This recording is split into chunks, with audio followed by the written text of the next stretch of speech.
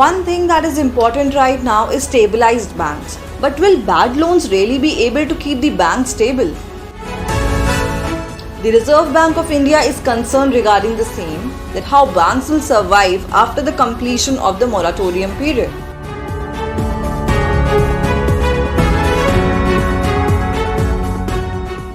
What has really alarmed the banking analysts is the ongoing capital raising spurt and caution by RBI Governor Shaktikanta Das lately. Das has warned the banks to tighten their capital and risk valuation to face the bad times. According to Money Control, most analysts and bankers are looking at an uncertain future where there will be a spurt in non-performing assets in unsecured loans and loans to small enterprises after the moratorium timeframe is over. So how intense the tremor can be felt across? Jai Shankar Parmar, analyst and Angel Broking, duly mentioned how 5% of the cumulative loans could mold into NPAs, where the main hurdle will be incurred for the loans granted to MSMEs and unsecured loans. On the other hand, some agencies like S&P curates worst scenarios wherein the gross NPAs of the Indian bank will spur to 14% in the current fiscal year. And the crisis of COVID pandemic might be a big hurdle in the path of recovery for the banking sector in India. In lieu of this, banks need to accelerate their capital base to maintain a buffer for severe times by maintaining their NPAs, which are already high in the Indian banks. Total gross NPAs of the bank were hooked at 8.3% in March, while RBI predicted the 9.9% rise in NPAs in September last year. Banks at Cold War. So numerous private banks such as HDFC, ICICI, Axis, Yes Bank have revealed that they are going to raise capital even though the banks are self-sufficient. Analysts say that this is primarily due to asset quality shock that could happen in the post-moratorium period.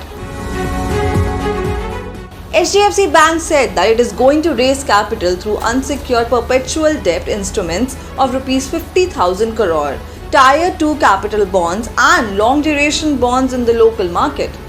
ICICI Bank is going to raise through shares or equity-linked securities up to Rs 15,000 crore, while Axis Bank will be raising Rs 15,000 crore, and on the other hand, Yes Bank will raise Rs 15,000 crore via public issue. Apart from that, there are several other banks that are deciding to raise substantial capital. The banks have also prepared themselves with provisions to surpass the impact of COVID-19. So if one analyzes the nature of moratorium loans, they remain very tricky. As a whole, banks have been stretching the moratorium to at least a quarter of their loan record in the second quarter, which was much higher in the first quarter. But with the gradual opening of the economy, the number of borrowers deferring their EMIs have stooped low, still keeping the loans under the moratorium equally significant. State Bank of India mentioned that even though the 5 to 10% of the loans turn into NPAs, it will still be a challenge for the banking sector. Banks are not able to evaluate the same nature of the stress on their records due to the moratorium. Hence, in order to prepare oneself from the possibility of a rise in bad loans, it is to amplify the capital and enough provisions.